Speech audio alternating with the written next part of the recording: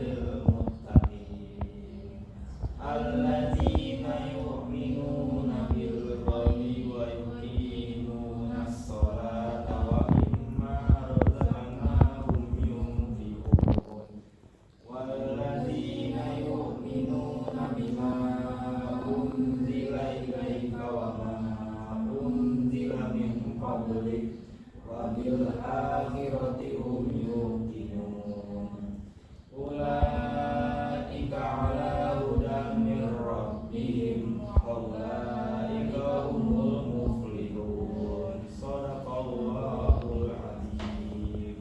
Lalu kita sudah mempelajari mengenai tentang Islam di Indonesia. Jadi pada hari ini kita akan mempelajari perkembangan Islam di Indonesia.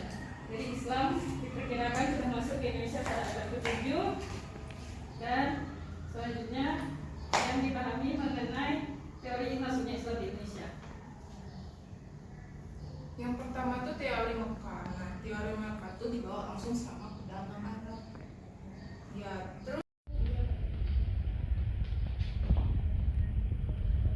Jadi Islam masuk ke Nusantara itu memiliki beberapa teori, yaitu secara spesifik adalah 4 teori, yaitu teori Arab, yang dimana Islam itu dibawa langsung oleh pedagang Arab pada abad ke-7 dari Mekah langsung ke Aceh Darussalam.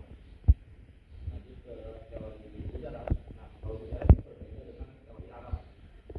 Dalam teori sejarah, Islam itu dibawa langsung oleh pedagang Arab, namun mereka transit di darat atau India. Kemudian pedagang-pedagang India yang sedang mengambil Islam masuk ke wilayah Nusantara dan membawa ajaran Islam yang sudah tersaring dari Arab ke India kemudian ke Indonesia pada abad ke-13.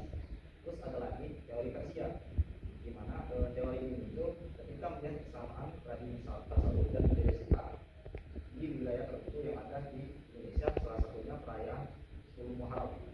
Terus ada teori keempat, yaitu teori Tiongkok yang dimana teori ini muncul ketika ada seorang laksamana Cina yang bernama Laksamana Cheng itu sudah menganut ajaran Islam kemudian datang ke Indonesia. Nah, itu adalah 4 teori dari teori masuknya Islam ke Nusantara. Ada teori kelima, yaitu teori Naim, yang mungkin belum tentu masih harus dibenarkan lagi teorinya, belum tentu kuat seperti teori yang saya sebutkan tadi. Mungkin itu saja teori dari masuknya Islam ke Nusantara. Terima kasih. Kesenian dan tasawuf atau akulturasi budaya. Kalau jalur perdagangan itu, jalur ini merupakan metode penyebaran yang paling utama dan awal. Pada abad ke-7, pedagang Muslim terutama dari Arab dan Persia singgah dan menetap di pelabuhan Nusantara untuk berdagang rempah-rempah dan komoditas lainnya. Mereka berinteraksi langsung dengan penduduk lokal, raja dan bangsawan setempat. Terus jalur pernikahan, para pedagang menetap di Nusantara banyak yang menikah dengan wanita pribumi atau bangsawan.